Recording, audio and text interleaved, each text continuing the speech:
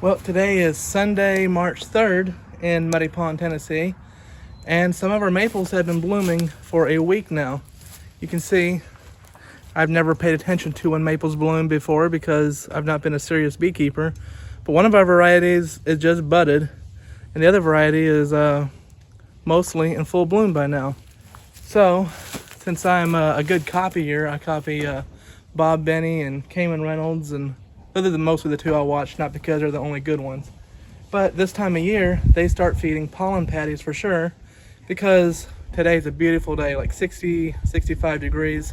But then later on this week, it's supposed to be back down in the 30s at night. And to even that out, to give the bees a constant flow of pollen or pollen substitute, and I'm gonna give them pollen patties. So I've got some Ultra Bee pollen patties I'm gonna give them today. And to do that, I made new lids.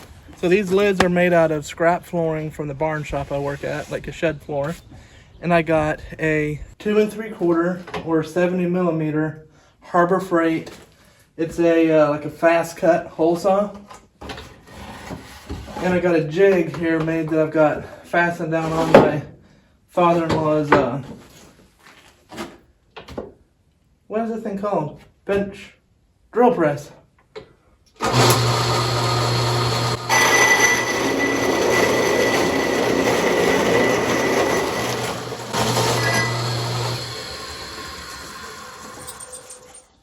It drills it really quick. I took the center bit out so that when I get done drilling, it just falls out the bottom. And it works pretty good. From what Bob has said and other people have said, that 2 3/4 is usually too small, but this seems to fit in perfectly. I don't know if it's because it's a rough cut, but you can see it just fits in perfect. It's nice and snug. It actually is snug enough it holds the jar. The one issue might be I'm going to use these lids to plug my hole when I'm not feeding, and so it fits in there really snug. And I don't know, it'd be hard to get it out even with a hive tool. Well, if you're barehanded, that's pretty easy to get out. But the other thing, I thought maybe I'd just take a jar along and just thread it in there a little bit and pull my lid out. So there you go. Bob had to get a special made hole saw, but it could be the Harbor Freight one's your answer. Now, if you were to paint the inside, it may get a little too tight. I'm not sure, but it's good enough for me. So last year, the reason I had to make new lids is last year I just used a drill bit and made holes that were about the size of the top of this bucket. And then when I would see how all these holes, you have wiggle room. There's plenty of wiggle room there. But when it's just perfectly the size, when you flip these bucket feeders on the top of your hive, you have a little bit of seepage until it, the air, or whatever, till it stops. And if you don't get it dead center on that hole, the seepage goes onto your lid and runs over to the edge, and then you get robbing. And if it's robbing season, then that can cause robbing for bees robbing your hives, and I had some bad problems with that last year. Also, then when I wasn't feeding, I just lay a block of wood on top, which I know was not watertight. Like, I don't know how watertight this is, but this is what Bob Benny does, and this seems like it should be watertight.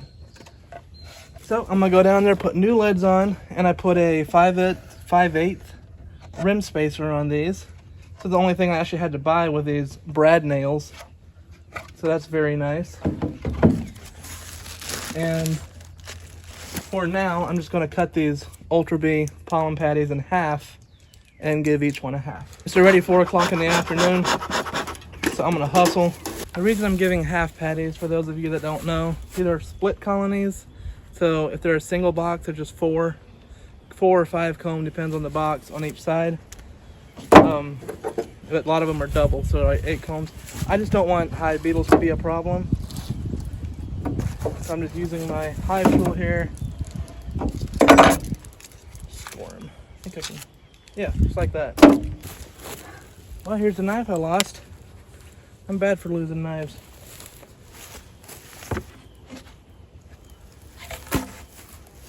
So this one is a double stack. I'll just crack this one open I can see bees up here just to show you guys.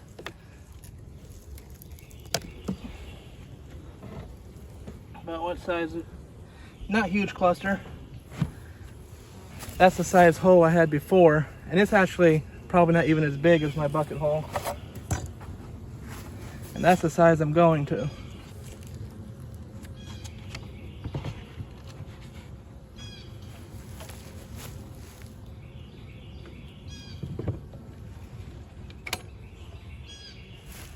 There, I feel so much better about that.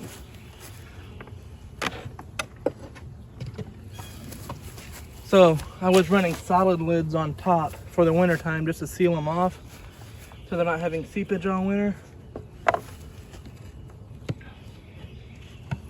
They do have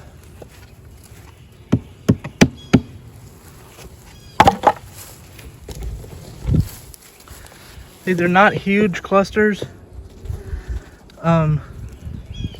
So that's really why I'm wanting to get on the ball and get them fed. The sugar syrup I'm feeding is actually thinner than 1-to-1. I'm not trying to put weight on them.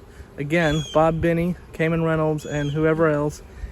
Bob had quoted a good study on one of his, and thinner syrup is more stimulating for colony growth because it mimics nectar. Nectar is not 1-to-1.